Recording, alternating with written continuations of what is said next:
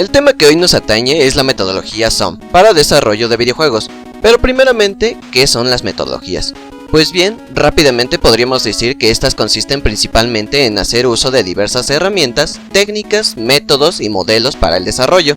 Regularmente estas tienen la necesidad de venir documentadas para que los encargados del desarrollo de un software puedan entender la planeación o el ciclo de vida del software. Y bueno, aunque existen gran variedad de estas, la verdad es que hay ciertas partes que son generales, siendo que sus pequeñas diferencias son las que nos pondrán pauta para qué tipo o circunstancia tendremos que utilizarlas. SOM resulta ser una de estas tantas metodologías que bueno, realmente está basada en la metodología Scrum, solamente que lo adapta, como muchas otras, a las circunstancias específicas que se quieren lograr. En este caso, en el desarrollo de videojuegos respecto a su calidad en tiempo y costo.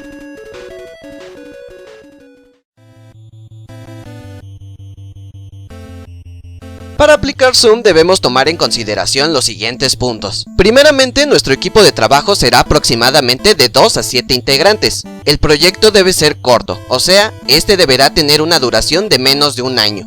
El equipo deberá ser multidisciplinario. Esto quiere decir que debemos tener entre nuestros integrantes personas con diferentes habilidades. Que si bien un videojuego es el desarrollo de un software, no será conveniente que todo el equipo esté conformado por puros programadores. Deberá haber entre ellos alguien que se ocupe del aspecto visual como un diseñador gráfico, o si se quiere audio original sería recomendable que lo haga alguien que se especialice en esto. El equipo podrá compartir un lugar de trabajo como un lugar de reunión, o bien cada quien por su cuenta, por ejemplo en la comodidad de su hogar podrán desempeñar perfectamente sus roles. Y por último tendremos un alto grado de participación con el cliente.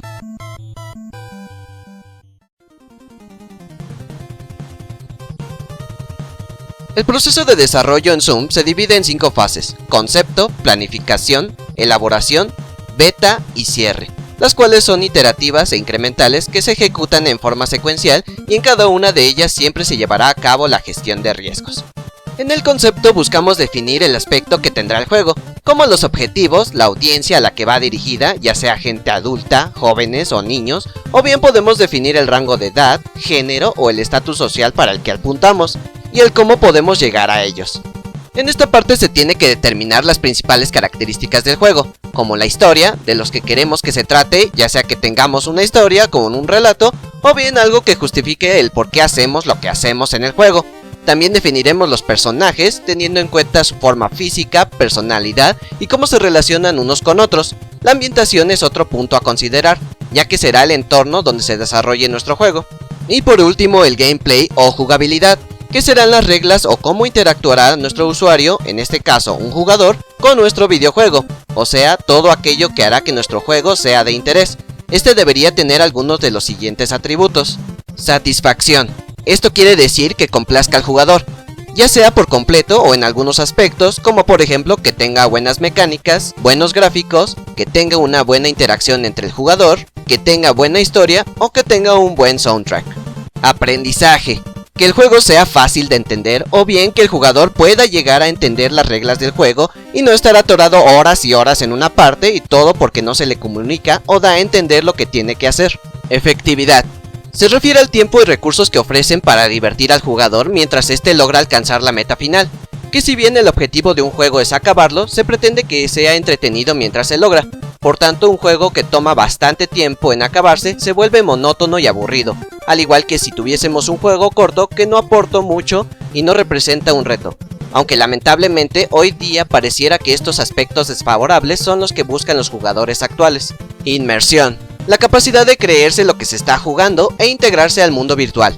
Es la parte que se encarga de que el jugador se vea envuelto, volviéndose parte de este e interactuando con él. Motivación. El cómo lograremos que el jugador se quede enganchado y persista para poder culminar el juego. En este intervienen varios factores que aseguren que el usuario esté sumergido en el videojuego. Socialización.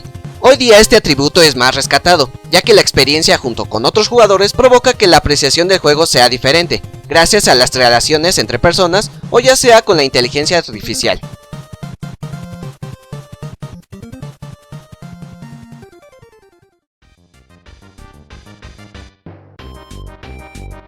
La segunda fase es la planificación, la cual tiene dos objetivos: planificar el resto de las fases del proyecto y el otro es especificar las características a implementar del juego. Para la parte administrativa tendremos que definir el equipo de desarrollo o los roles, es decir, en qué colaborará cada quien. También deberemos definir un cronograma para las actividades que se vayan a plantear. Y claro, deberemos definir el presupuesto, cuánto es lo que pensamos que vamos a gastar en el desarrollo del juego. En esta habrá que incluir el salario de los participantes, equipo necesario, ya sea físico, como computadoras u oficinas, o en el caso de requerir de algún tipo de licencia de un software que se utilizará. Dentro de la planeación en las especificaciones del juego tendremos que especificar las características tanto funcionales como no funcionales. Después de definirlas requeriremos estimar el tiempo que requerimos para realizar las características y por último determinar el orden en que serán desarrolladas.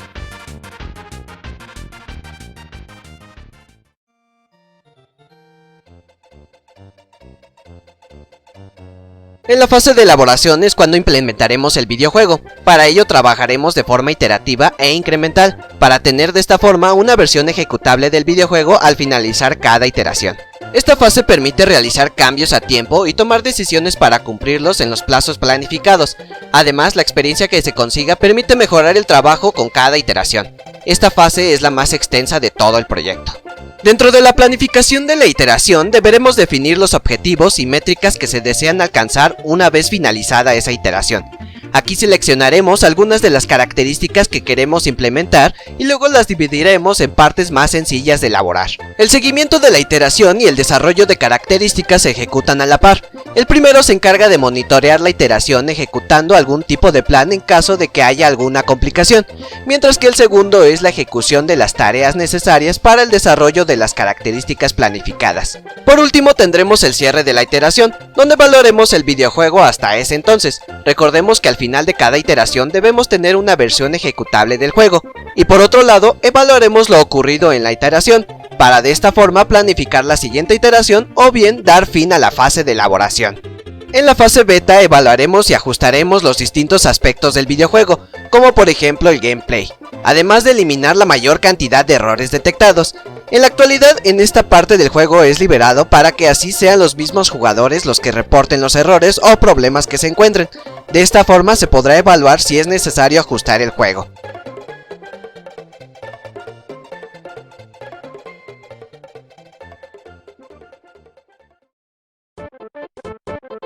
Y después de la beta llegamos a la última fase, el cierre, donde pondremos a disposición del cliente la versión final del juego y evaluar el proyecto.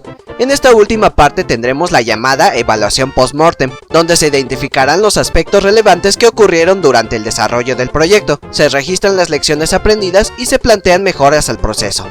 Dentro de los roles que podemos encontrar en SOM, tenemos en primer lugar al cliente, el cual representa a todos aquellos que les interesa el proyecto, ya sea la empresa o todos los jugadores que esperan el videojuego.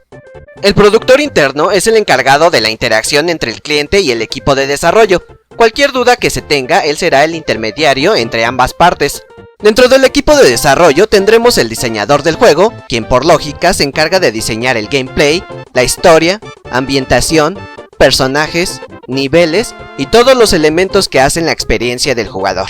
El programador es el que diseña, implementa y verifica el software que compone el juego, o bien es el encargado de integrar todas las partes que conforman el videojuego.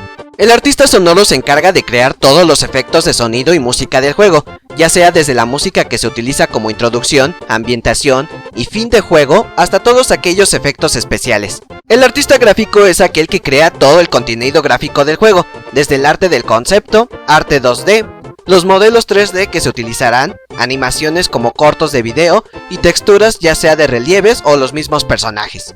Y por último tendremos el verificador beta, el cual tendrá uno de los trabajos que muchos desearían, el cual es ponerse a jugar el producto, para así reportar sobre posibles errores o bien informar sobre la jugabilidad del juego. Usualmente estos tienen conocimientos y experiencia en verificar software o videojuegos, pero igual pueden no poseer experiencia ni ser jugador frecuente.